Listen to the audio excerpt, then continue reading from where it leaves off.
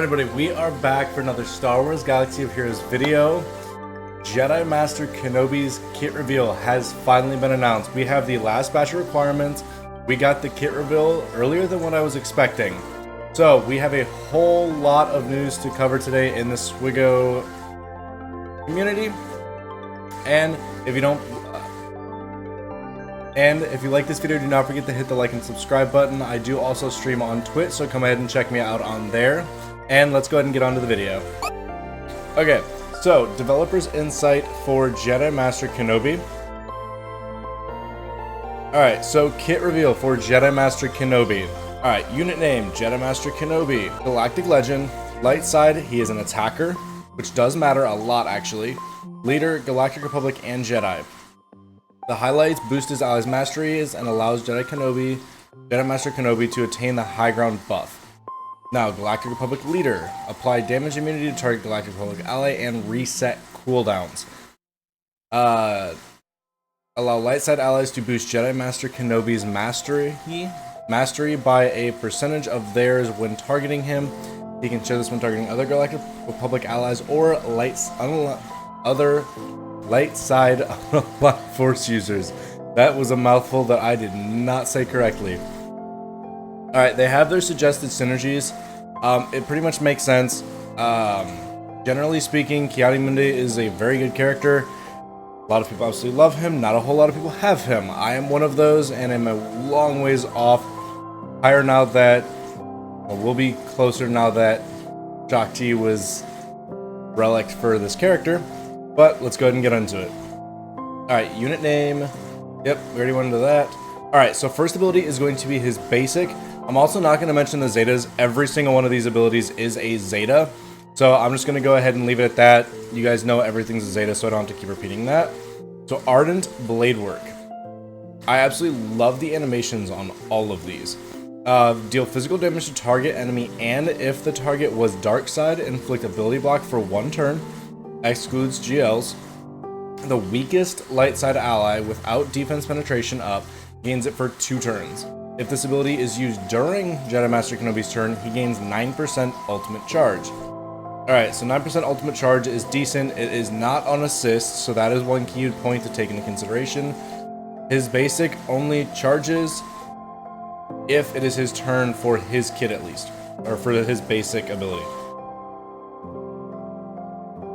Alright, I will do what I must.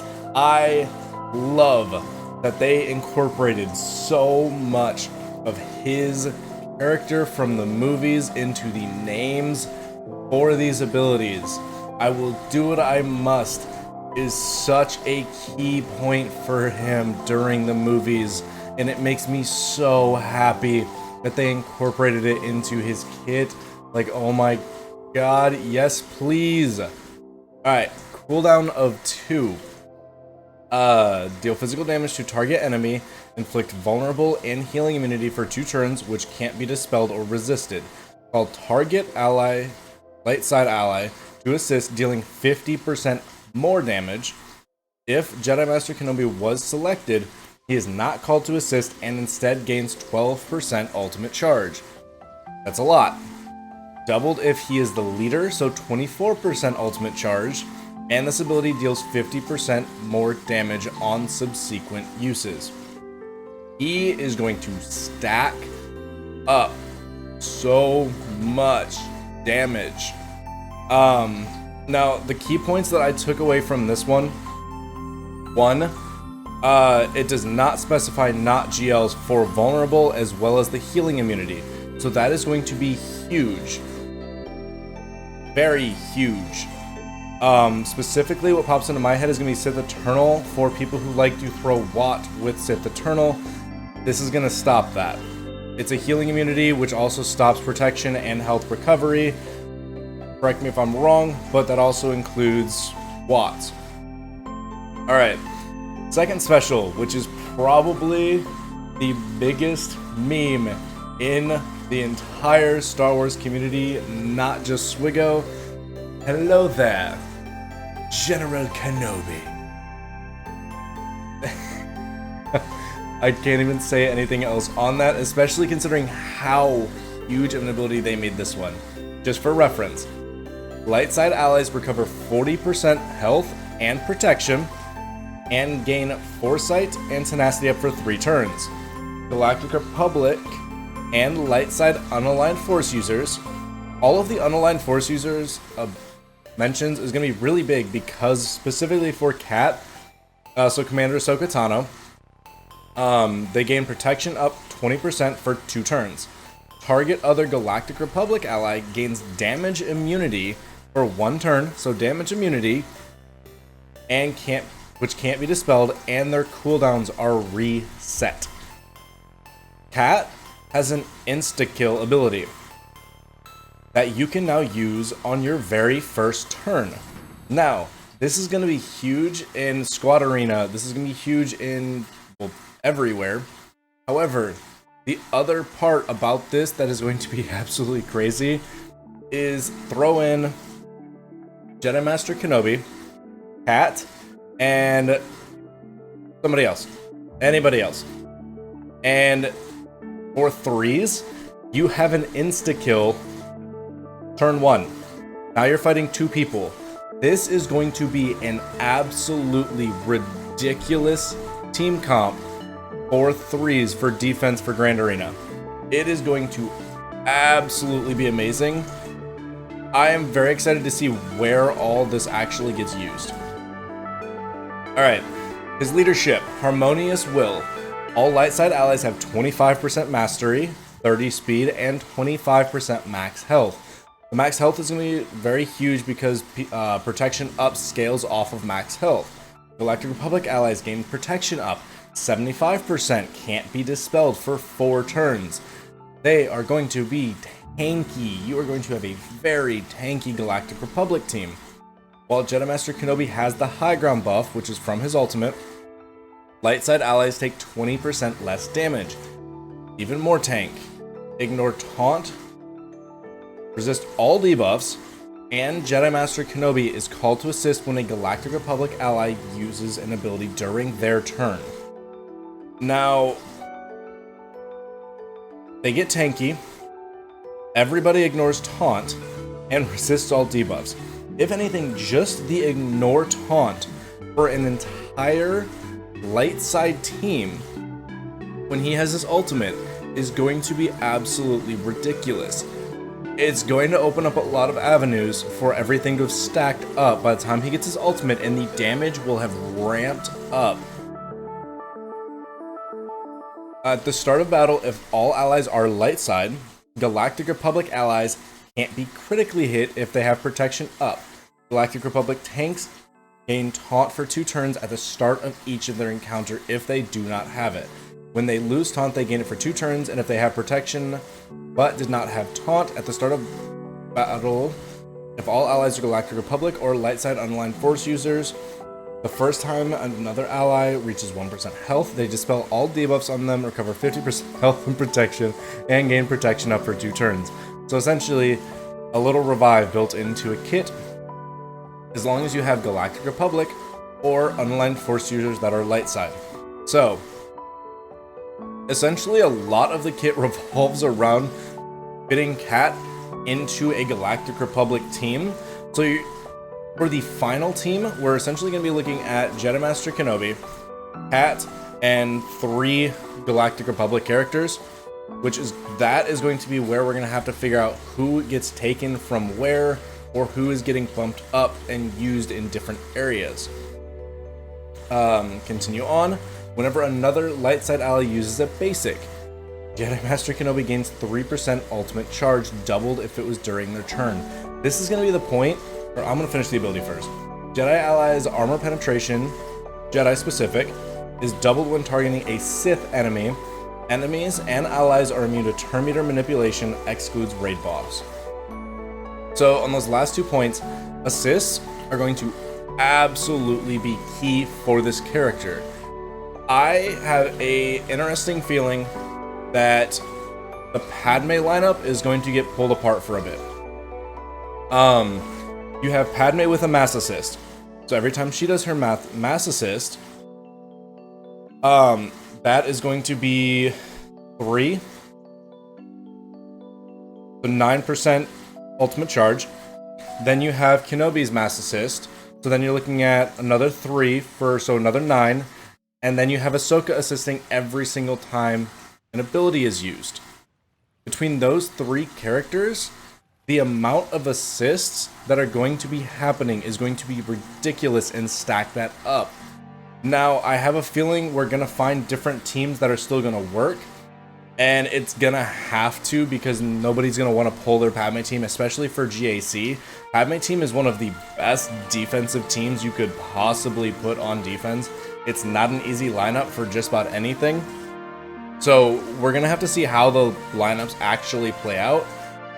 But, alright, Unique 1. When another light side ally targets Jedi Master Kenobi with an ability... Oh, and he ignores... My bad. He ignores taunt during his turn. Whenever another light side ally targets Jedi Master Kenobi with an ability, dispel all debuffs on him, and he gains mastery, stacking to 10% of their current mastery for the rest of the encounter.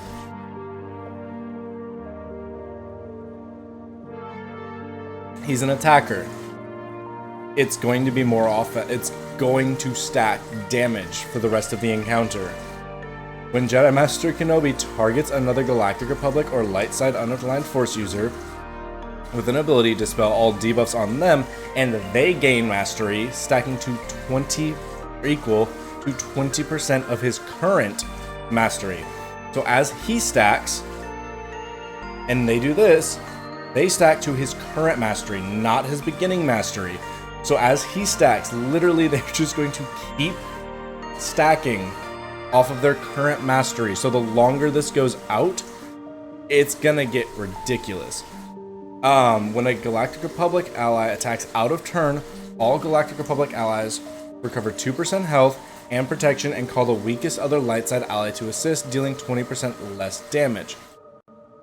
Now with this one, the part that I'm most excited for about the stacking mastery is how long can we get this stacking mastery to work for the Crankor raid, and how much damage can we put out with this team from a stacking damage mastery? We'll have to wait and see how much damage it actually does, but I am very hopeful that he is going to be very good in the Crankor raid as well as the Sith raid. Alright, this unit takes reduced damage from percentage health. Hold on. Okay, Unique 2, Galactic Legend. This unit takes reduced damage from percentage health damage effects and massive damage effects. They take massive damage from destroyer effects, excludes raid boss, and are immune to stun effects. This unit has 10% max health, protection per relic amplifier, and damage they receive is decreased by 30. He's going to be tanky. The ultimate. This ultimate is absolutely amazing. Requires 50% ultimate charge to activate. Alright, here we go. Jedi Master Kenobi gains ultimate charge when he uses his abilities. If Jedi Master Kenobi is the leader, he also gains 3% ultimate charge when another light side ally uses a basic ability doubled during their turn. So this is going to be key for stacking it. So as long as he's the leader, 3% ultimate charge whenever another light side ally that is not specific to Jedi, that is not specific to Galactic Republic, or unaligned Force users, that is a light side ally, he gains 3% ultimate charge. Dispel all debuffs on light side allies. All other light side allies gain a percentage of mastery stacking equal to the amount of ultimate charge used with this ability, doubled at 100% ultimate charge until the end of the encounter. If less than 100% was used, Jedi Master Kenobi gains the high ground buff for 2 turns, which can't be copied, dispelled, or prevented. All Galactic Republic allies gain protection up 20% for 3 turns, which can't be dispelled or prevented. If 100% was used, Jedi Master Kenobi gains the high ground buff for 5 turns, which that is 5 turns that he gains increased damage from assists, which can't be copied, dispelled, or prevented. All light side allies recover 60% health and protection, and all Galactic Republic allies gain protection up 50% for 3 turns, which also can't be dispelled or prevented. Now, the high ground buff. For 5 turns, if you get 100%, 35% more damage with out-of-turn attacks, a 100% counter chance.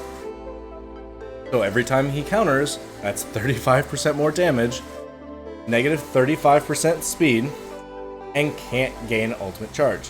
So he is going to do a lot of damage. He is going to be surprisingly tanky for an attacker, which makes sense for a Galactic Legend. However, what's going to be interesting is going to be where the lineups play out. We're going to have to see. So one thing I did almost forget. So, the last batch of requirements. We have Cad Bane, Commander Cody, Jango Fett, Shock, and Grandmaster Yoda. There's a couple here. I'm a little curious how we're going to see how they play out. Cad Bane doesn't really have a huge place in a lot of lineups. We'll see how he is. I have not personally used Beskar Mando's ship, so I don't know if his ship's getting used a whole lot with that. However, he is a bounty hunter. You can use him there. There's better characters, but either way. Commander Cody at R5. Commander Cody has not had an actual home in Star Wars for a while, so we will see where he gets placed or where people are using him. I have a feeling that he's going to be used very, very easily with the Bad Batch team, so he'll just be that 5th plug-and-play character there, which if that's the case, then it's not a waste of a relic that I will be happy with. Jango Fett has so many uses in this game. He is amazing in territory battles. He is good against Night Sisters. You can use him in Separatist lineups. You can use him in Bounty Hunter lineups. Jango Fett is a great character to have to R7. I am super happy about that one. Shock T at R7. Honestly, I think this is really good. This is going to push a lot of people into being a little bit more prepared for getting Cam. A lot of people are probably going to be needing to get Cam if they want to actually get the full potential out of Jedi Master Kenobi. So I'm happy with that one. Grandmaster Yoda to R8. I was hoping we didn't have another R8. That is going to be the only things I will complain about. I was hoping we didn't have another R8, but we do. So I guess we'll see what happens. Now, he does have uses. He may be used with this Jedi Master Kenobi. He is Galactic Republic, so we'll have to see. Taking him to R8, we're going to have to find uses for him regardless. Wasting an R8 mat is not a small deal. So we will find small uses for him or huge uses, hopefully amongst the Jedi Master Kenobi lineup. That way that R8 just goes straight back into your arena team. Alright, now that is going to be the end of the video. I am super excited for Jedi Master Kenobi. We have a lot going on with the character, a lot. This is going to be my first Galactic Legend I'm going to be getting. Hopefully I will have him unlocked by the end of the month, and then I'll start doing testing based off of what other people have already tested on. So, let me know if you guys have any other ideas. Let me know in the comments, and do not forget to check me out on Twitch. Zoo's closing down for the night. Have a good night, guys.